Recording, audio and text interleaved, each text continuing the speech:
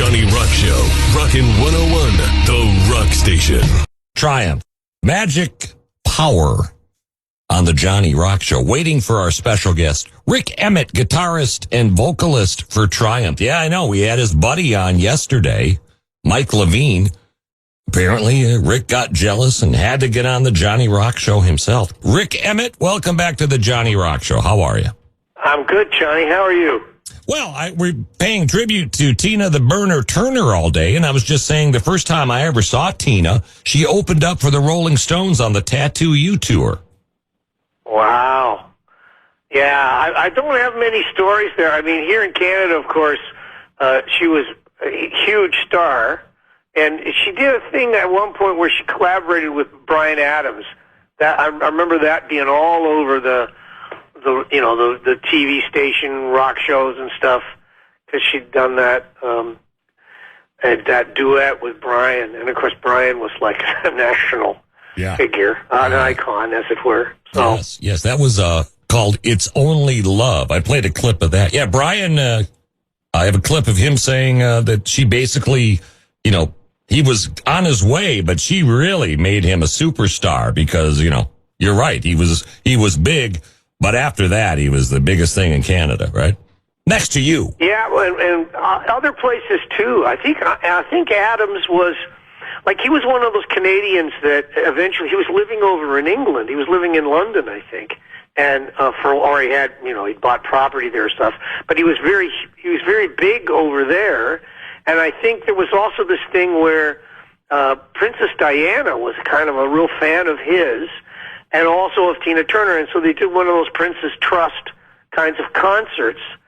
And, obviously that song was like the centerpiece of it. And and of course Tina she'd moved over to England, and I think the biggest record she ever did that was with those English guys, What was the hit she had that was the really, really big one where she was strutting down the street? Oh, well, what's love got to do with it?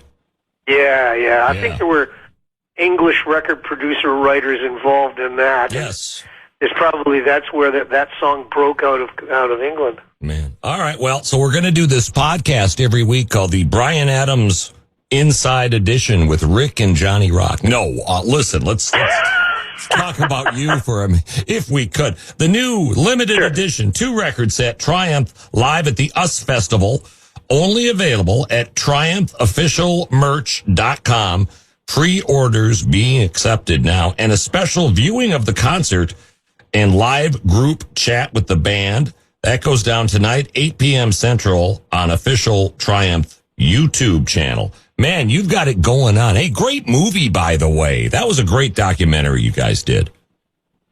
Thank you. Yes, I would love to take credit, but the Banger Film guys did a really nice job. Sam Dunn and Mark Ricciardelli, and that was a tough gig. I mean, they had to take, 5 decades worth of story and, turn it into something that, wouldn't be a 4-part miniseries. But it was nice, and it's been a real interesting ride to be going through this thing of how the past, it doesn't necessarily go away. It comes back, and now here's this US Festival thing 4 decades after the fact, and these things, you get to revisit your life and go, oh yeah, I'd forgotten what that was like. So now I'm doing a round of promo here and talking about it and just revisiting the surreal nature of so much that happened in the 80s, Oh yeah, it's all a blur. I had said I was a kid in going to college and working in radio in New York when the US Festival happened, and I was all set to go, but I couldn't afford it. And my friends went, and they said it was a nightmare out in the crowd for them. I'm sure it was fine for you, though. Well, it was surreal. I think it was surreal for everybody, just because it was happening on a scale that no one really thought it was going to happen at that level. And it was that particular day. Were your friends going because they wanted to go to that heavy metal rock day? Honestly, I think it was that and the New Wave Day. If you don't know, the US Festival had different days. They were all into the Clash and into Triumph, so they were going to go see both days. Okay. You know. Yeah, and there was a country day, and it was surreal in the sense that, Macintosh and Apple, the Wozniak et al., they decided they were going to just burn millions and millions of dollars. They didn't care whether it made money or not. They just wanted to have this incredible thing happen.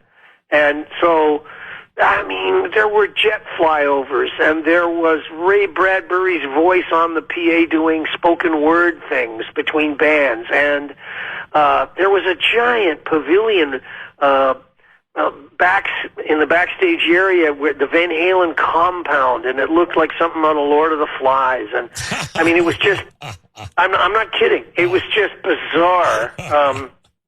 And the Judas Priest went on stage with Harley Davidson motorcycles, and they're wearing leather and studs, so here's this little band from Canada going, all right, we'll just play our songs. It was like 60 minutes in front of, I don't know, and the estimates run from 250,000 to maybe 400 or 500,000 people. So, and in the end, it's really just like this bizarre, surreal sea of humanity that just goes out and over the hills and out of sight. So I can imagine if you were out in that. I mean, I remember them having, I'd never seen it before, water cannons that could shoot, like, just to spray the people down. Because it was like 95 in the shade on that day. Yeah. And the smog from L.A. had kind of blown up against the hills. Nice. And it was like, oh, yeah. Yeah, so, it was something. What, and give up show business? Rik Emmett, guitarist, vocalist for Triumph. It said in the movie, and they have a clip of it, you basically, with 300,000 people, you sat down on the edge of the stage and just started playing your guitar, and you could hear a pin drop, right?